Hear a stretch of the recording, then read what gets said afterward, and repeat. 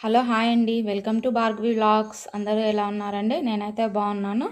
ఈరోజు మన టాపిక్ వచ్చేసి హోటల్ స్టైల్ వడ. ఇదిగోండి, నేనైతే మినపప్పు కడిగి పెట్టుకున్నాను. కొద్దిగా అయితే పొట్టు ఉంచండి మినపప్పు మీద, ఎందుకంటే పొట్టుతో ఉన్న మినపప్పు చాలా మంచిదండి హెల్త్కి. అందుకనేసి నేనైతే కొద్దిగా ఉంచాను. ఇప్పుడు మనం దీన్ని నీట్గా వడగొట్టుకోవాలండి, ఎందుకంటే నీట్గా వడగొట్టుకుంటేనే హోటల్ లాగా వడ వస్తుంది. లేదంటే జారుకైపోయి పిండి అసలు వడ రావడం కష్టమవుతుంది.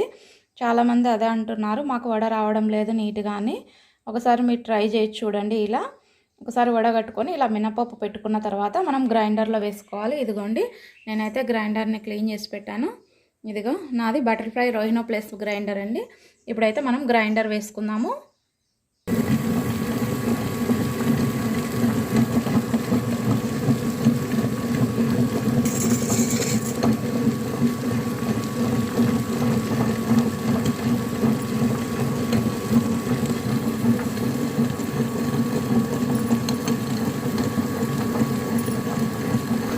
ఇప్పుడు మాత్రం పిండిలో ఏం వేయొద్దండి, మనమైతే ప్లెయిన్ పిండి తడుపుకున్నాము. కొద్దిగా సాల్ట్ ఒకటి వేసుకున్నాము.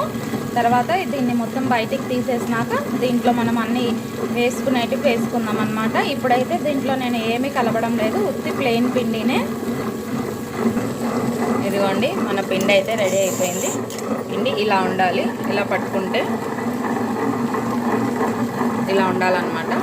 ఇప్పుడు మనం ఈ పిండిని రన్లోనే తీసుకుందామండి. పిండిని రన్లో తీసుకుంటేనే నీట్గా వచ్చేస్తుంది మొత్తం బయటికి.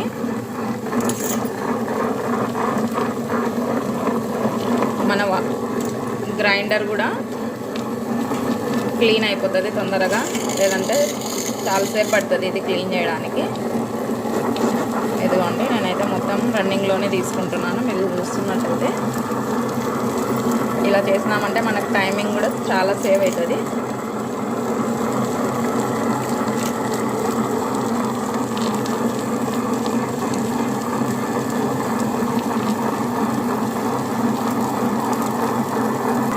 ఇదిగోండి, గ్రైండర్ అయితే ఆల్మోస్ట్ క్లీన్ అయిపోయింది. ఇలా రన్నింగ్లో క్లీన్ చేసుకుంటే అసలు నీట్గా వచ్చేస్తుంది, ఏం లేకుండా. టైం కూడా తొందరగా సేవ్ అవుతుంది అన్నమాట. కొంచెం వాటర్ వేసేసినామంటే మొత్తం క్లీన్ అయిపోతుంది గ్రైండర్. ఇదిగోండి, మనం పిండి గ్రైండర్లో నుంచి మొత్తం క్లీన్ చేసేసుకున్నాము. ఇప్పుడైతే దీంట్లో ఒక 2-3 పచ్చిమిరపకాయలు సన్నగా కట్ చేసేసుకుందాము. తర్వాత ఇందులోనే కొద్దిగా జీలకర్ర, అక్కడక్కడ తగిలితే టేస్ట్ బాగుంటుంది. తర్వాత హోటల్లో అయితే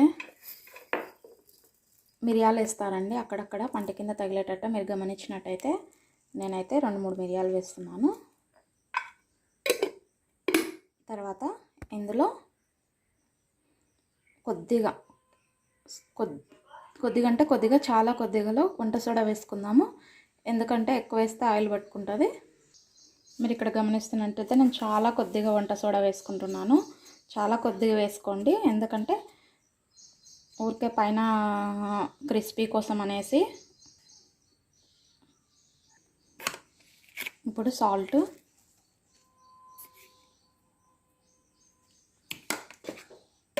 ఈ మిక్చర్ని ఒకసారి బాగా మిక్స్ చేసుకుందాము. ఇదిగోండి, మనము ఆయిల్ పెట్టుకున్నాము, కాగింది. ఫస్ట్ చేతిని ఇలా తడి చేసుకొని ఇలా తీసుకోవాలి పిండి. ఇట్లా మధ్యలో ఇలా హోల్ పెట్టుకొని ఇదిగోండి ఇలా అలా వదులుకోవాలి. మళ్ళీ చేతిని తడి చేసుకోవాలి.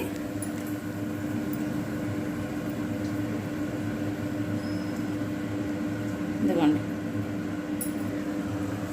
మళ్ళీ అలా వదులుకోవాలి.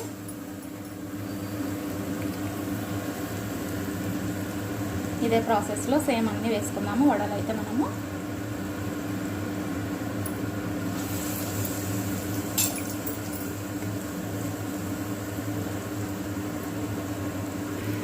హై ఫ్లేమ్లో కాకుండా, అలాగే లో ఫ్లేమ్లో కాకుండా మీడియం ఫ్లేమ్లో వడలు కాల్చుకోవాలి, ఎందుకంటే లోన బాగా స్పాంజ్ లాగా అవుతుంది అన్నమాట.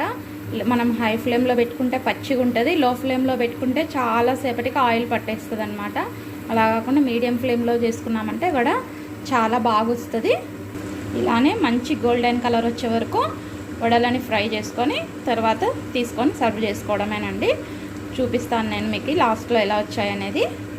ఇదిగోండి మీరు చూస్తున్నట్టయితే మన వడ చాలా మంచి కలర్ వచ్చినాయి.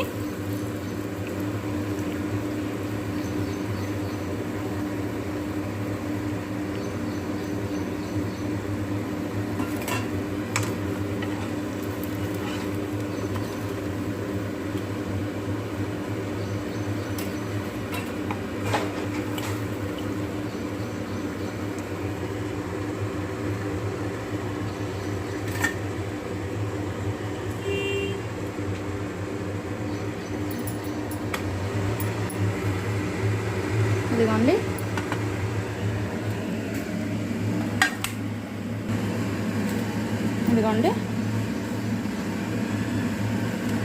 చూస్తున్నారు కదా. నా వీడియో మీకు నచ్చినట్టయితే లైక్ చేయండి, షేర్ చేయండి, సబ్స్క్రైబ్ చేయండి.